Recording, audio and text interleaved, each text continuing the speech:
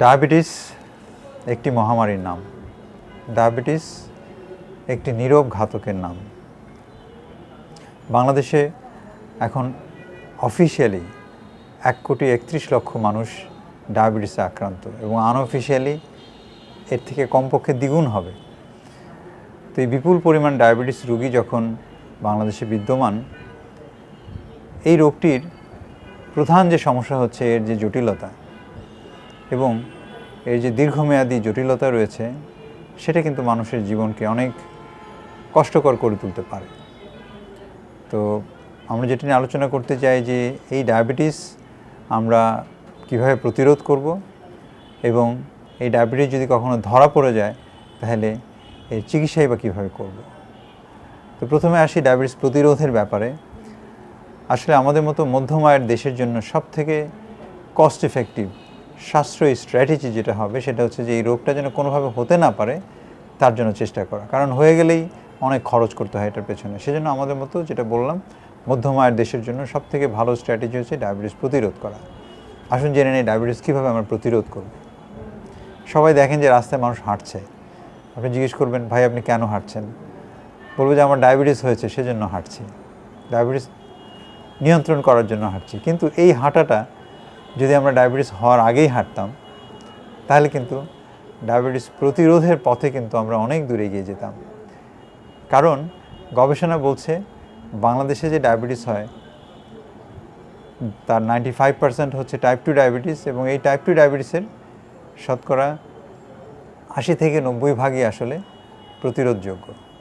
আমরা যদি ডায়াবেটিস হওয়ার আগে থেকেই হাঁটতাম প্রতিদিন 30 থেকে 40 মিনিট, সপ্তাহে 5 দিন, এবং আমরা যদি সুষম খাদ্য খেয়ে আমাদের শরীরের ওজন যদি নিয়ন্ত্রণে রাখতে পারতাম, আমরা যদি সঠিক নিয়মে 6 ঘন্টা ঘুমাতাম, তাহলে কিন্তু আমাদের ডায়াবেটিস হওয়ার হাত থেকে আমরা শতকরা 80 থেকে 90% আমরা কিন্তু বেঁচে যেতাম। এবং বুঝতে পারছেন যদি 100 জন ডায়াবেটিস হওয়ার কথা আছে তার মধ্যে 90 জনের হলো না, এটা একটা বিরাট সুযোগ।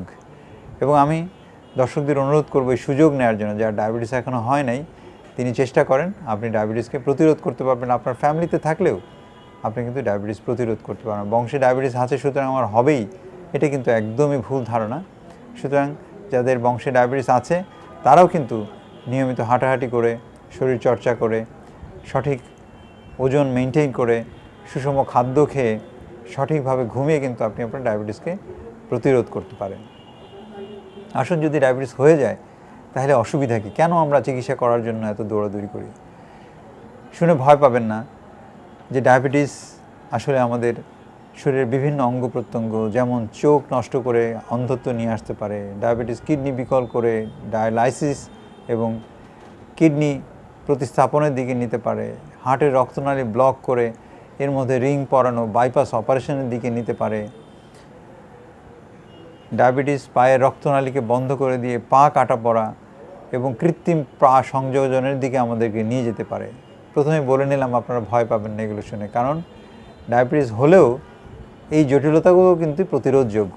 আপনি যদি সঠিক মাত্রায় ডায়াবেটিস নিয়ন্ত্রণ করতে পারেন, খালি পেটে 7-এর মধ্যে, ভরা পেটে 10-এর মধ্যে, 3 মাসের গড় ডায়াবেটিস যদি 7%-এর মধ্যে রাখতে পারেন, তাহলে এই প্রতিরোধযোগ্য যে জটিলতাগুলো এটা কিন্তু আপনারা এনশিওর করতে পারবেন। সুতরাং কিডনি নষ্ট হওয়া, চোখ নষ্ট হওয়া, হার্টের সমস্যা হওয়া, এটা কিন্তু আপনি প্রতিরোধ করতে পারবেন ডায়াবেটিস হলেও, ভালোভাবে ডায়াবেটিস নিয়ন্ত্রণের মাধ্যমে। ডায়াবেটিস নিয়ন্ত্রণের চাবিকাঠি হচ্ছে নিয়মিত হাঁটা, খাওয়া দাওয়া নিয়ন্ত্রণ করা এবং চিকিৎসকের পরামর্শ অনুযায়ী সঠিক নিয়মে সঠিক মাত্রায় ঔষধ প্রয়োগ করা। ওষুধ 2 রকমের, একটা হচ্ছে ইনজেকশন আর একটা হচ্ছে মুখে খাওয়ার ওষুধ। সাধারণত ডায়াবেটিস এর বয়স 6 বছর পর্যন্ত সবাই অলমোস্ট ট্যাবলেট খেয়ে ডায়াবেটিস নিয়ন্ত্রণ করতে পারে, কিন্তু যখন ডায়াবেটিসের বয়স 6 বছর পার হয়ে যায় তখন শতকরা 50% মানুষের আসলে দেখা যায় ট্যাবলেটে কাজ হচ্ছে না, তখন আমাদেরকে ইনসুলিন নিতে হয় নিজেদেরকে বাঁচানোর জন্য।